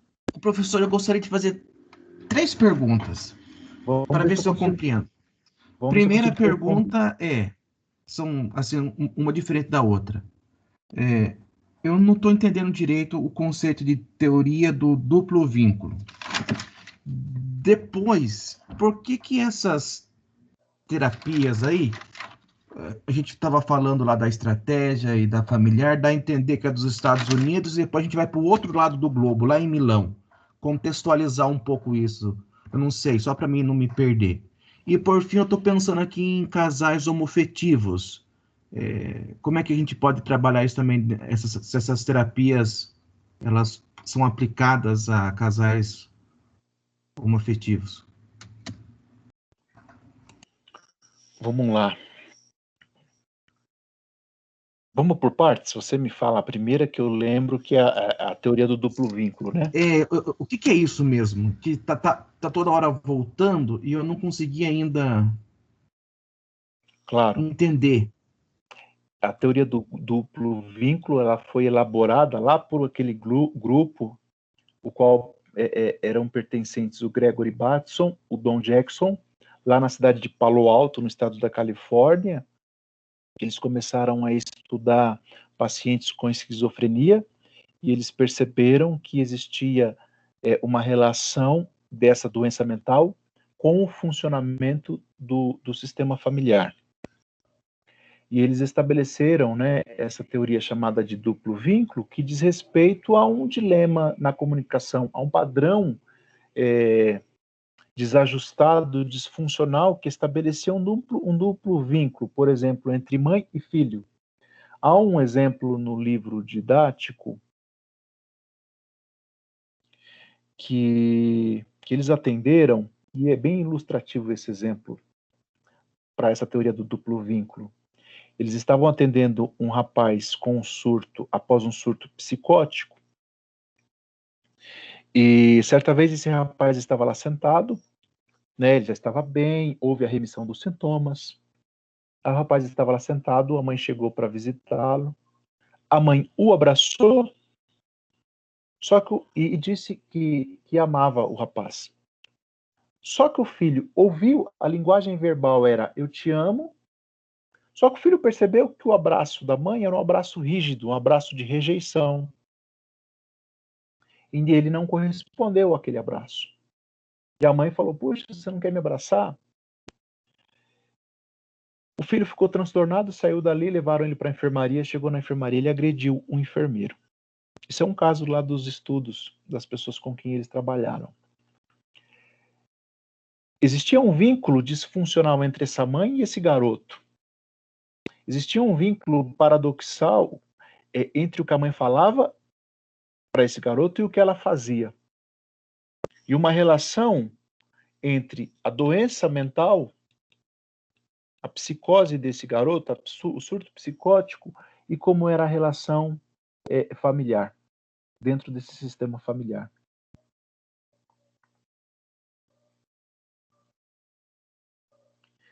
Logo, a mensagem transmitida pela mãe tinha uma resposta dada pelo filho, que eu vou dizer... que é uma resposta não tal como a mãe esperava. Duplo vínculo. A mãe falava que amava, mas na verdade rejeitava o filho. O filho ouvia que a mãe o amava, mas percebia que ela o rejeitava, logo ele a rejeitava também. Ficou mais claro, Vinícius, ou não? Ficou. E aqui é um exemplo que o pessoal do livro, né, nos apresenta. Mas tente ampliando essa ideia do duplo vínculo, tá? Dessas relações disfuncionais que estão acontecendo dentro do sistema familiar. Qual que era a outra? A outra seria, assim, questão de geografia. Parece que essas duas outras teorias surgiram nos Estados Unidos. A primeira é da estratégia e depois a estrutural. E depois essa outra terapêutica de Milão lá para o outro lado do globo, né? Na Europa. Tem algum porquê ou não? Ou é só um juntado de teorias que a gente está pegando, costurando? Eu não entendi a segunda pergunta. A segunda pergunta é uma questão mais de geografia, porque se você entende o homem a partir do paradigma americano, é uma coisa. Você vai entender o homem a partir do paradigma europeu, é outra. Entendi. Entendeu? É que a gente tem aí o Munichim, né, argentino, radicado nos Estados Unidos. Isso. E nós temos lá o pessoal de Milão. Aqui a gente está abordando, ou nos está sendo apresentado, Vinícius, 3 escolas teóricas. E as 3 escolas teóricas têm contribuições de igual valor para a terapia familiar. Uma não exclui a outra, uma não é melhor que a outra, mas as 3 apresentam contribuições.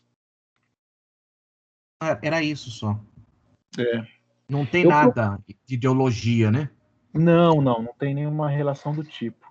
Eu até procurei aqui alguma coisa algum vídeo curto sobre o duplo vínculo, mas eu não achei agora, tá? Mas qualquer coisa eu mando para você depois, ou para vocês, né? Talvez algum vídeo que ilustrasse com um exemplo, mas se eu encontrar algum vídeo curto aqui que possa clarear um pouco, eu transmito para vocês, tá? E você tinha outra pergunta dos casais homoafetivos, né? Porque essas teorias, pelas datas, ali no começo do século, né? No final do século XIX, 1921, 1960, e hoje o conceito de família, até juridicamente, é outro, né? Existem as famílias homoafetivas. Dá para também trabalhar essas terapias com as novas famílias hoje, né? A gente vai falar nessas organizações em aulas posteriores, né? Mas dá sim. Essas teorias, as 3 escolas, entendidas como sendo de primeira ordem, elas trazem contribuições para a compreensão teórica do terapeuta familiar para a sua atividade. Então vamos pensar o terapeuta familiar aqui, não o terapeuta familiar de uma família, talvez pai homem, mãe mulher, grupo de filhos. Terapeuta familiar de qualquer organização que a gente possa ter.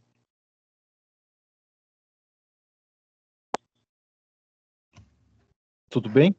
Não, sim. Não sabe por que a pergunta, professor? Por causa da época, né? É por causa da época, e quando a gente fala das relações e os rearranjos de papéis, né? Sobretudo aí na terapia familiar estrutural, né? Por isso que eu fiquei pensando nisso. Não, a sua pergunta é ótima, a contribuição é excelente. Nesse reajuste de papel, ô Vinícius, veja, se nós olharmos, que são tantas organizações, né? Mas se nós olharmos para uma família com um casal homoafetivo, eu tenho papéis ali também que precisam ser definidos, né? Não definidos no sentido de regulamentados, definidos no sentido de sistema que funciona de forma harmoniosa, de forma equilibrada entre o subsistema que é o casal e o subsistema que são filhos. Então eu tenho ali papéis, fronteiras que precisam ser respeitadas e estabelecidas, né? E se por algum motivo isso não acontece, talvez eu tenha algum tipo de sintoma ou de queixa dentro desse contexto familiar, né?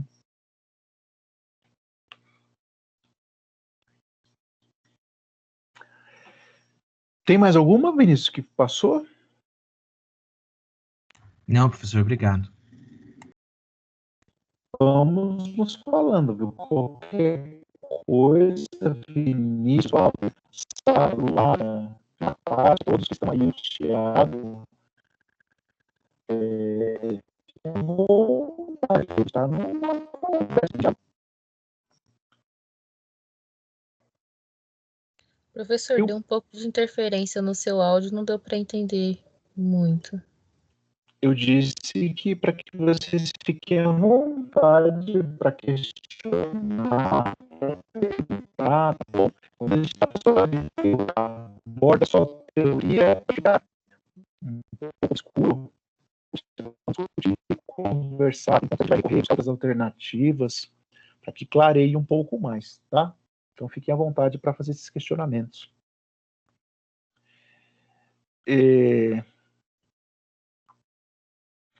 Até aqui a gente viu o grupo que desenvolveu lá quando os pioneiros, né, da terapia familiar, com base no pensamento sistêmico, que é o grupo do Batson, do Don Jackson, lá na cidade de Palo Alto, em 1950, nesses 20 anos até 1970, todas essas teorias foram borbulhando e no mundo todo teóricos foram elaborando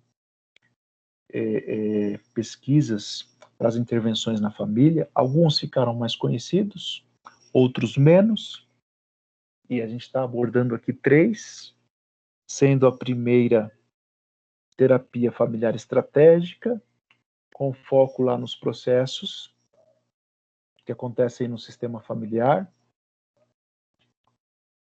E se alguma coisa está em desajuste nesse processo, pode ser que haja uma queixa, um sintoma, uma demanda, e ao terapeuta cabe a identificação, a detecção desse problema. Nós temos a terapia familiar estrutural,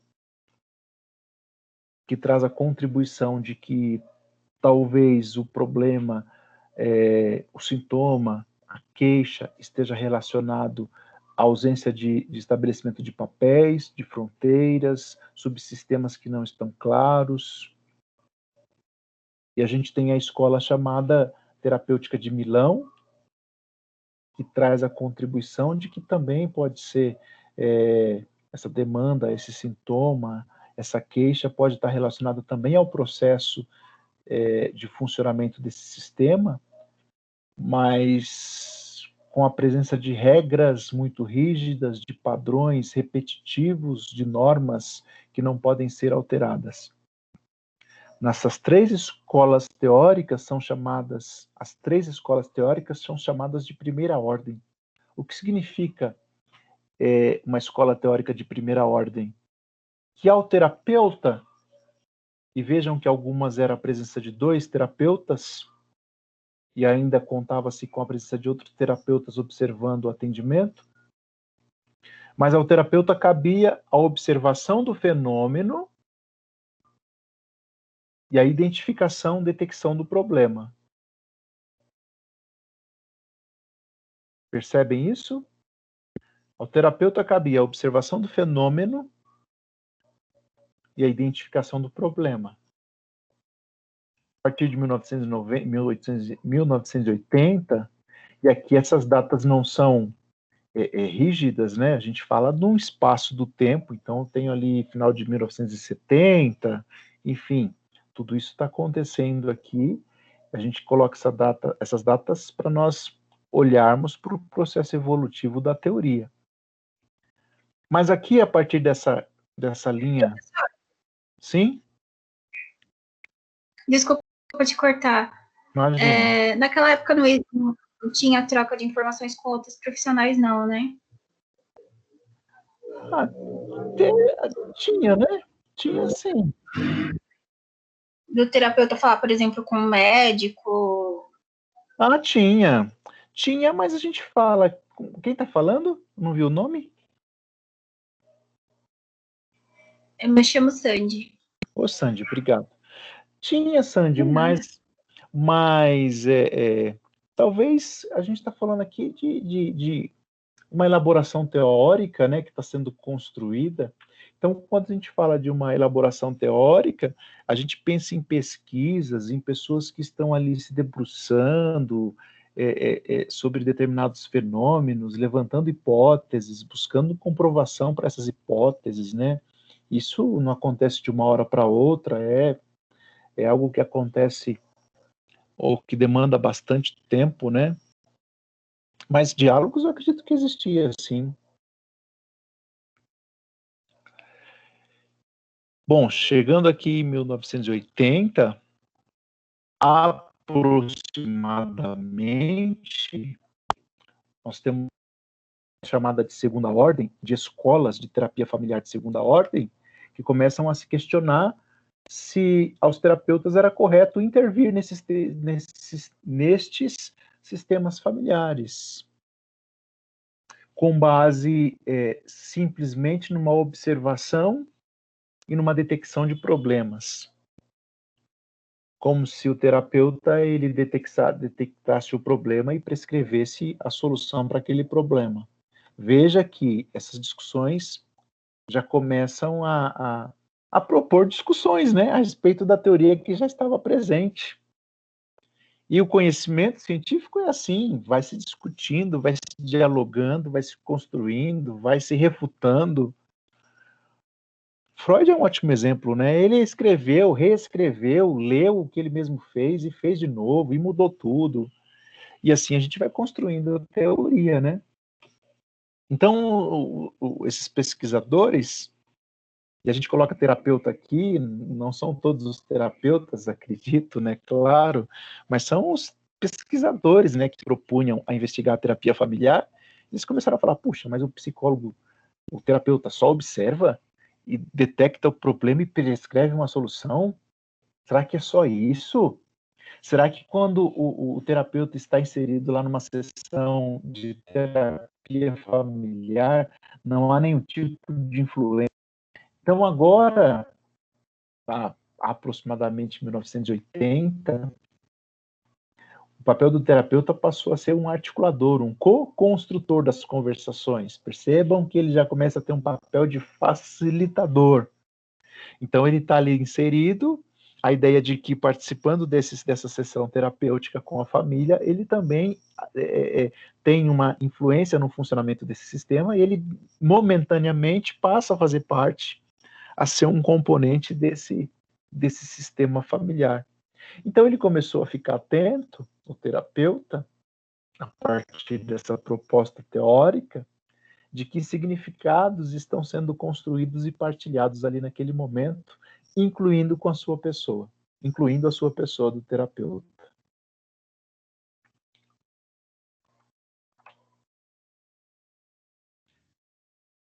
Em síntese, né? Em síntese, a partir de 1980, mas aí, gente, em síntese, pensem que a gente tem muito que estudar e se aprofundar.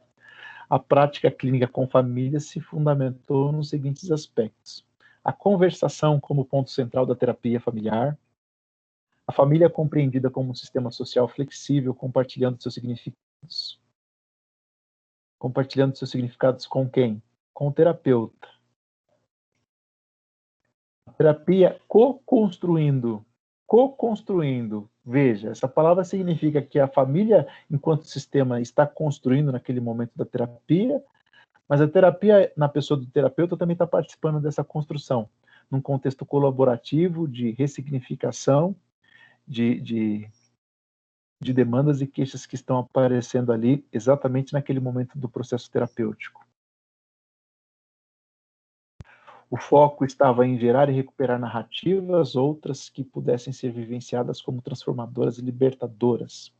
Se o foco até esse momento era detectar o problema e prescrever uma possível solução, o foco agora passa a ser o terapeuta participando de todo esse processo, envolvido em todo esse sistema naquele momento da terapia, e agora as narrativas eram provocadas e permitidas para que houvesse ali o diálogo entre todos esses participantes desse processo terapêutico, e os papéis dos clientes e de terapeutas se modificavam no seguinte sentido: o processo de trabalho começava a ser desenvolvido com base numa escuta e numa conversação. Se a gente pensar lá naquele primeiro exemplo do Guilherme, puxa, eu vou ouvir pai, mãe, Guilherme, vou ouvir todo mundo, eu vou sentar com o pai e com a mãe aqui, eles vão sentar, ficar quietinhos, eu vou ouvir só o Guilherme vai falar, vai trazer significados, vai trazer pontos de vista, sua referência, suas percepções a respeito daquele sistema familiar. Vejam que, se outrora eu identificava uma falha no processo, uma falha na estrutura, ou uma falha em normas rígidas, agora dentro do processo terapêutico, na prática clínica, eu começo a perceber a partir de uma conversação e de uma relação terapeuta e membros daquela família. Observem que eu não vou desconsiderar as contribuições da escola familiar estratégica, da escola familiar estrutural e da terapêutica de Milão. Mas eu começo a agregar essa conversação, esse diálogo, essa relação com o terapeuta a partir de 1980. E nesse período também, Vinícius, Vinícius, por que você fez esse questionamento que foi muito pertinente? Começa também a ter maiores questionamentos e clareza sobre a composição do que seja uma família. E a gente começa a perceber aqui que uma família não é definida somente pela consanguinidade, mas que o sistema familiar ele é um conjunto formado por indivíduos que estabelecem uma relação entre si. Aqui, nesse momento, essa discussão e essa clareza começa a ficar mais presente. Então, a proposta de trabalho conversacional, ela amplia e flexibiliza esse sistema familiar. E a ideia é ouvir todos os membros que estão envolvidos naquela questão que foi trazida para o consultório. A partir de 1990, nós continuamos evoluindo no processo de conhecimento, no processo teórico, claro, né? Mas eu gostaria que você percebesse, nessa nossa aula de hoje, essa escala evolutiva da teoria que subsidia a terapia familiar sistêmica. Uma não exclui a outra. Muito pelo contrário. Uma teoria contribui com a outra. De modo que o terapeuta familiar sistêmico ele vai se valer de todas essas teorias para a sua atividade como terapeuta familiar, com base num pensamento sistêmico, que é aquele conteúdo da nossa primeira aula. E agora também com as contribuições a partir de 1980. A família é um conjunto de pessoas que se relacionam entre si. Pessoal, por gentileza, perguntas, dúvidas, contribuições, experiências, sei lá. Gostaria de ouvi-los.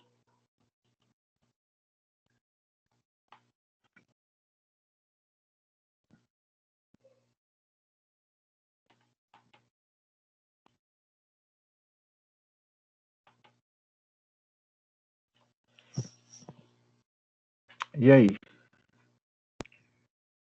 Ná? Você tá aí, Ná?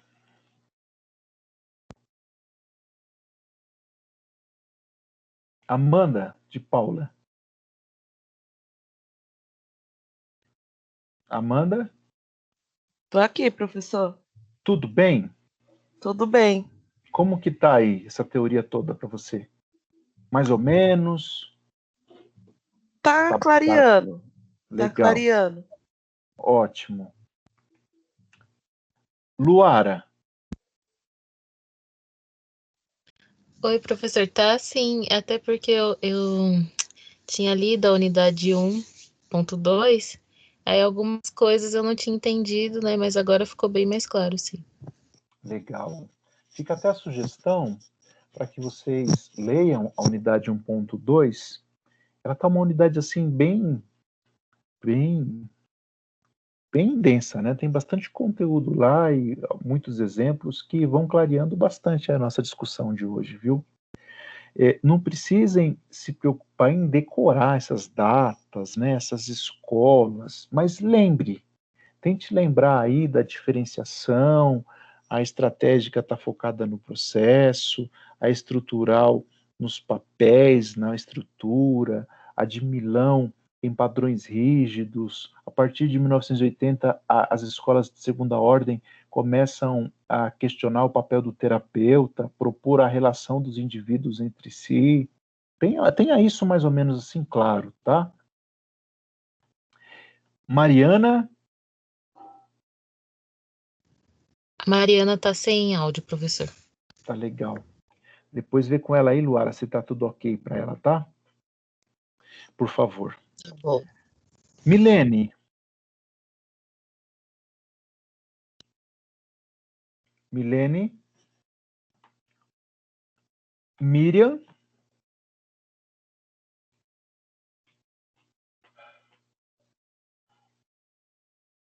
Olha, cadê esse povo, hein? Natasha. Professor. Ô, Miriam. E aí, Então, tudo bem? tá clareando, viu? Tá clareando? Tô conseguindo pegar alguma coisinha aqui. Legal. Ó, não precisem ficar preocupadas, né, que de uma teoria ou 3 abordagens aí ficarem muito claras numa noite só, tá bom? É isso mesmo, vamos clareando isso. Viu? Tá sendo bem interessante. Legal, Miriam. Viu? Tô gostando muito.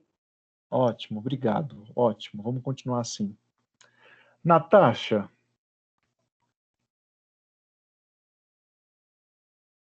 Você tá aí, Natasha? Não.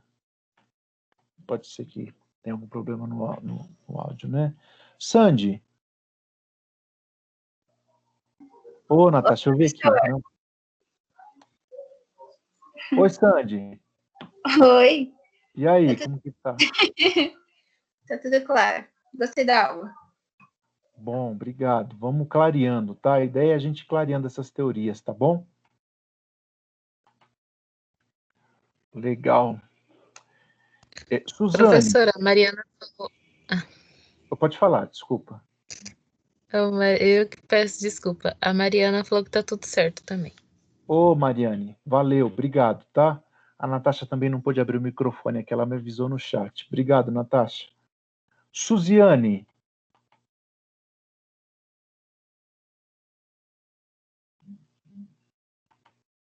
Suziane? Oi? Tudo bem pra ti? Tudo ótimo, professor. Tá bem? Tudo em paz aí? Tudo em paz, tudo tranquilo. Entendi bem o que o senhor explicou, tá? Adorei o modo que o senhor explicou. Tá bem claro. Legal, muito bom. Obrigado, Suziane. Walter, deu trabalho, mas você chegou, né, cara? Que bom.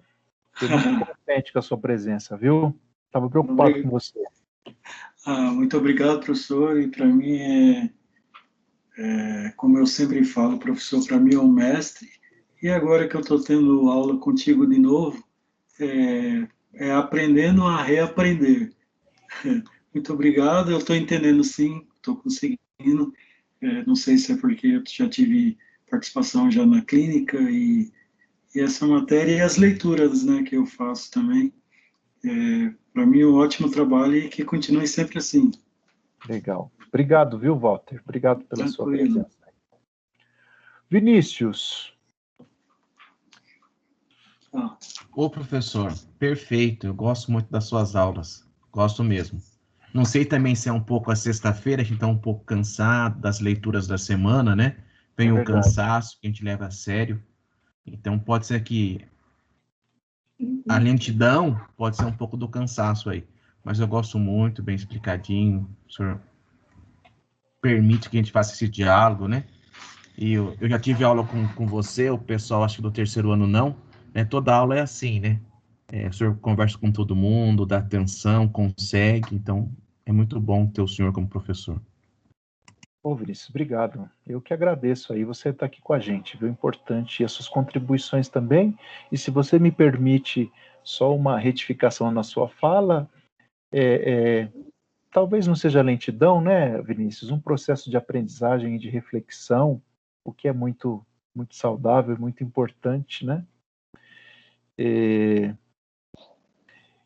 E uma aula para se discutir teoria pode ficar um pouco densa, né, pesada, mas que bom. Eu gostei desse verbo no gerúndio aí. A gente vai clareando, vamos buscando e nos desenvolvendo com bastante calma.